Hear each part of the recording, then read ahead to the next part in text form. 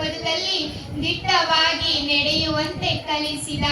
ಬೋಧನೆಯ ಮೂಲಕ ಸಾಧನೆಯ ಹಾದಿಗೆ ನಡೆಸಿದ ಎಲ್ಲ ಗುರುವರಿಯರೆಲ್ಲರಿಗೂ ಶಿಕ್ಷಕರ ದಿನಾಚರಣೆಯ ಶುಭಾಶಯಗಳನ್ನು ತಿಳಿಸುತ್ತಾ ನನ್ನ ಭಾಷಣವನ್ನ ಪ್ರಾರಂಭ ಮಾಡುತ್ತೇನೆ.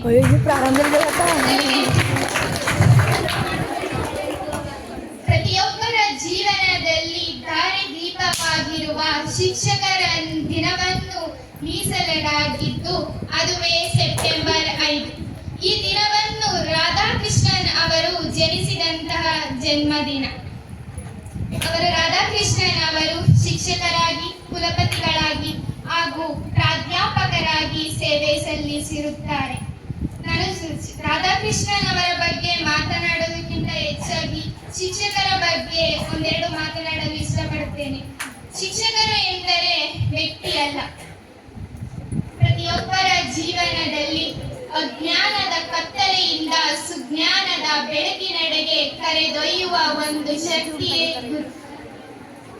ಹಾಗೆಯೇ ಒಬ್ಬ ಶಿಲ್ಪಿ ಒಂದು ಶಿಲೆಗೆ ಯಾವುದೇ ರೀತಿಯಾದಂತಹ ರೂಪುರೇಷೆಗಳು ಇರೋದಿಲ್ಲ, ಆದ್ರೆ ಆ ಶಿಲೆಗೆ ರೂಪುರೇಷೆಗಳನ್ನ ತಿದ್ದಿ ತೀಡಿ ಒಂದು ಸುಂದರ ಮೂರ್ತಿಯನ್ನಾಗಿ ಮಾಡ್ತಾರೆ. ಅದೇ ರೀತಿ ಶಿಕ್ಷಕರು ಅಷ್ಟೇ.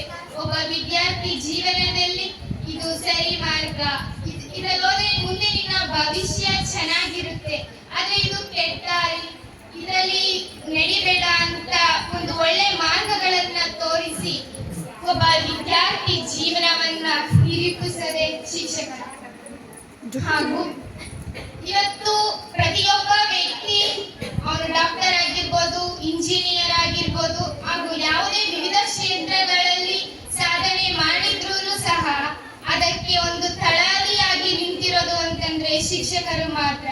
ನಾವು ಒಂದು ಬಿಲ್ಡಿಂಗ್ ನ ಹೇಗೆ ಕಟ್ತೀವಿ ಅಂದ್ರೆ ಬೇಸ್ಮೆಂಟ್ ಭದ್ರವಾಗಿದ್ರೆ ತಾನೇ ಅದು ಬಿಲ್ಡಿಂಗ್ ನಿಂತ್ಕೊಳ್ಳೋದು.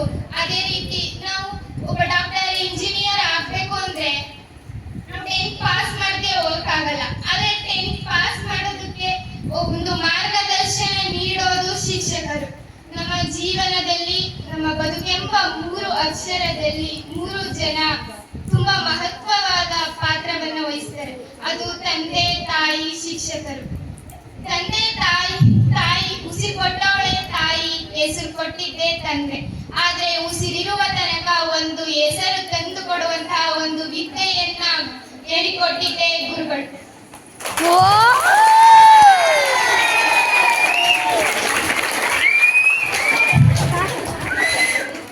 ಲಾಯರ್ ಇಲ್ಲದೆ ನ್ಯಾಯವಿಲ್ಲ, ಡಾಕ್ಟರ್ ಇಲ್ಲದೆ ಆರೋಗ್ಯವಿಲ್ಲ, ಇಂಜಿನಿಯರ್ ಇಲ್ಲದೆ ಟೆಕ್ನಾಲಜಿ ಇಲ್ಲ, ಪೊಲೀಸ್ ಇಲ್ಲದೆ ಭದ್ರತೆ ಇಲ್ಲ.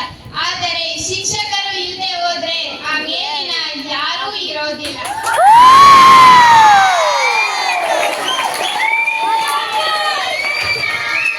ಶಿಕ್ಷಕರು ಕತ್ತಲೆಯಲ್ಲಿ ಮೇಣದ ಬತ್ತಿ ಇದ್ದಂತೆ.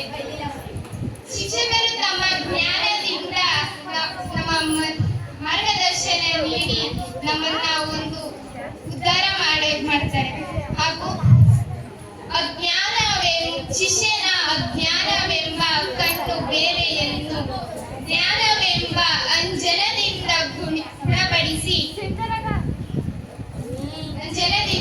ಗುಣಪಡಿಸಿ ಅವನ ಕೀರ್ತಿಯನ್ನು ಎಲ್ಲೆಡೆ ಹರಡುವಂತೆ ಮಾಡುವುದೇ ಶಿಕ್ಷಕರು. ಜ್ಞಾನದ ಬೆಳಕನ್ನು ನೀಡಿ ಮಾನವೀಯ ಮೌಲ್ಯಗಳನ್ನು ಹೇಳಿಕೊಟ್ಟು ಸಮಾಜದಲ್ಲಿ ಗೌರವಯುತವಾಗಿ ಬದುಕನ್ನು ಕಟ್ಟಿಕೊಡೋಕೆ ಕಾರಣ ನಮ್ಮ ಗುರುಗಳು. ಹಾಗೂ ಇಷ್ಟೊತ್ತು ನಾನು ಮಾತನಾಡಿದ್ದಲ್ಲಿ ತಪ್ಪಿದ್ರೆ ದಯವಿಟ್ಟು ಎಲ್ಲ ಶಿಕ್ಷಕರು ಸಹ ಗುರು ಬ್ರಹ್ಮ ಗುರು ವಿಷ್ಣು ಗುರುದೇವೋ ಮಹೇಶ್ವರಃ ಗುರು ಸಾಕ್ಷಾತ್ ಪರಬ್ರಹ್ಮ ತಸ್ಮೈ ಶ್ರೀ ಗುರವೇ ನಮಃ.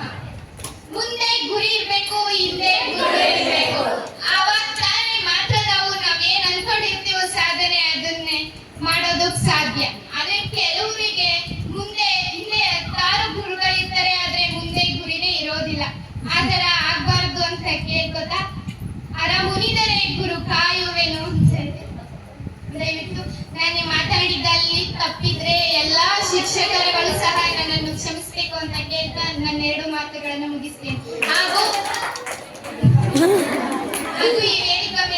ಈ ವೇದಿಕೆ ಮೇಲೆ ನನ್ನನ್ನು ಮಾತನಾಡಲು ಅವಕಾಶ ಮಾಡಿಕೊಟ್ಟಿದ್ದಕ್ಕೆ ಎಲ್ಲರಿಗೂ ಧನ್ಯವಾದಗಳನ್ನು ತಿಳಿಸುತ್ತಾ ನನ್ನ 2 ಮಾತುಗಳನ್ನು